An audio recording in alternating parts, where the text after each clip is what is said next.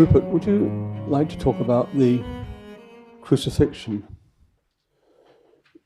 At the end of the room, there's that triptych of the crucifixion, and it's the sort of image I've been familiar with all my life, really. And this morning, I was sort of looking around, really, during meditation, and the effect of that, whereas previously I've tried to extract meaning from it, this morning in the atmosphere in this room, I found that it was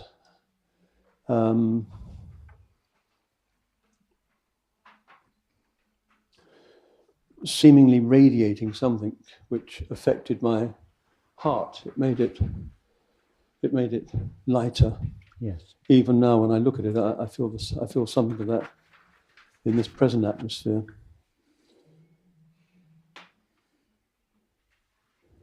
It's the first time I've had that kind of experience. Hence the question. But when you look at that painting, what is it that really shines? It's the figure of Christ and the figure of Mary and John. That sort of triangle. The gold against the dark background. You see, when I look at it, it's the gold that shines. I see the figures as the absence of the gold. But what really shines is the gold, and it's very interesting that the gold is everything around the body and the head. In other words, what is being made to shine is the space in which the bodies appear. They didn't paint the bodies gold. They painted everything except the bodies gold. In other words, when you come into the room and see the painting, what is it that shines out? It's the gold. The bodies are like, I can hardly see them, they're shadows. But the gold sings out. But that's what the painter wanted to draw attention to. That's why in medieval paintings that the halos, they paint the halo round the head in gold. The head is thought, mind. And what they wanted to draw attention to was the space in which the mind appears, not the mind itself.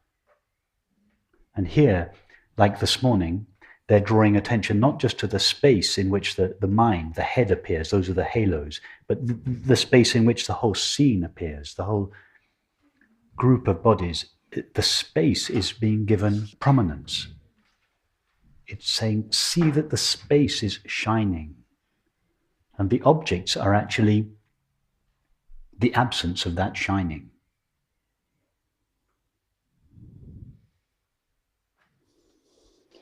That's my interpretation of that painting. What it was not an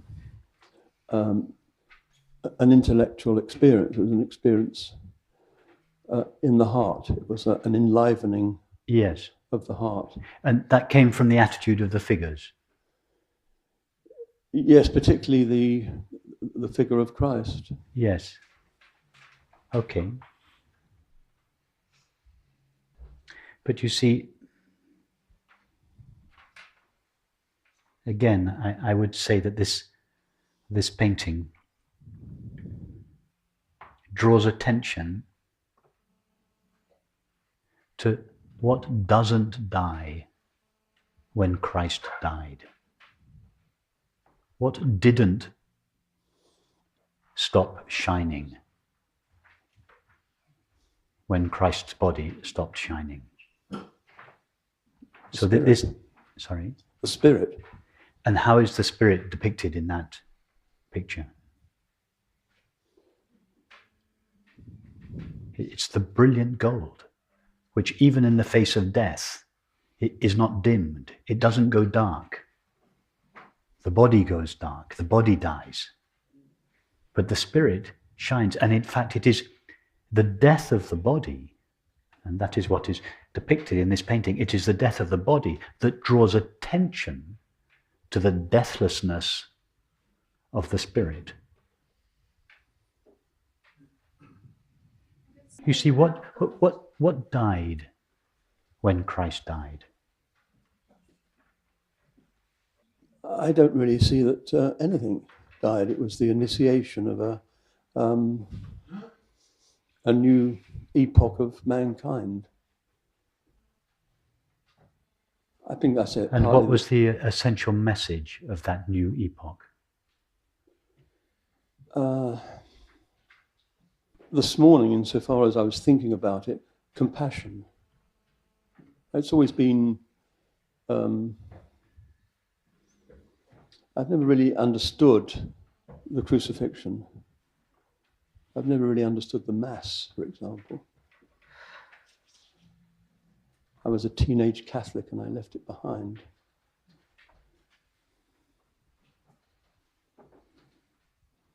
You see, Christ said, before Abraham was, I am. What I am was present, before Abraham was, is what I am now. What was he referring to when he said, I am? I am now what I was before Abraham was born. Consciousness. Yeah, he wasn't referring to I, the body. That was his essential message. Be still and know that I am is God. Be still. That is, turn away from the agitation of the mind. This is nothing to do with the mind. Know the stillness that is behind the mind, and know that I am is God, or the ultimate reality. And that is ever present. As a concession to thought, he had to say, before Abraham was, I am. So he's confounding. He's saying, before Abraham was in the past. And then he uses the present tense, I am. He doesn't say, before Abraham was, I was. He says, before Abraham was, that he takes us into the past, and then says, I am. This I am that is now, the eternal present, is eternally present. And that is what I eternally am, before the arising of all bodies and all worlds. And the I am that each of us knows, everybody now knows the experience I am. And that I am is, as we said on the first evening, it is the whole in, oh, you weren't here, the whole in a piece of paper. It seems to be in the paper. But when we approach that whole, we realize it is just an empty space, which is not in the paper. The paper is in that space. So the I am is the whole through which the separate self accesses its eternity. It's through which the separate self goes out of time into eternity. Through the portal I am, or the thought I. And that is what Christ stands for. Be still and know that I am is God, is the ultimate reality. Rupert, in the experience of meditation, that is made real. Yes.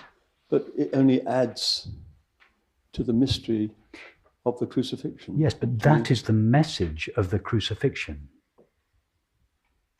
The message of the crucifixion, the resurrection, and the transfiguration are these three stages that you find in all the great religious tradition. The crucifixion, the death of everything we thought ourselves to be, the death of the identification with the body. Yes. That's the, you weren't here yesterday, but for those of us, that's end of page 1, chapter 1. The discovery, I am awareness. I am not the body. Then the resurrection is the discovery, this is for the rest of us, rest of chapter 1, the discovery, the nature of the being that I have discovered myself to be. So the crucifixion, I am not the body, I am consciousness. The resurrection, that is the resurrection of the true I, the discovery of the nature of the consciousness that I have discovered myself to be. And then chapters 2 to 12, the transfiguration. That is the realignment or the colonization of the body, the mind, and the world with the infinite light of pure consciousness that I now know myself to be. The transfiguring of the body-mind, the outshining of the body-mind in the light of pure awareness. So these are the 3 stages, the crucifixion, the resurrection, and the transfiguration. The world is an illusion. Only Brahman is real. Brahman is the world. It was Ramana Maharshi's way of describing the same thing.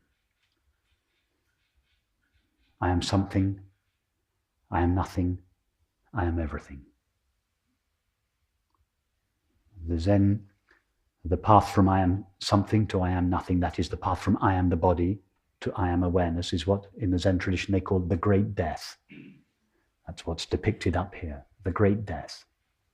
But then the path from I am nothing, awareness, to I am everything, that is the outshining of the body-mind world in the light of pure knowing, that is called the Great Rebirth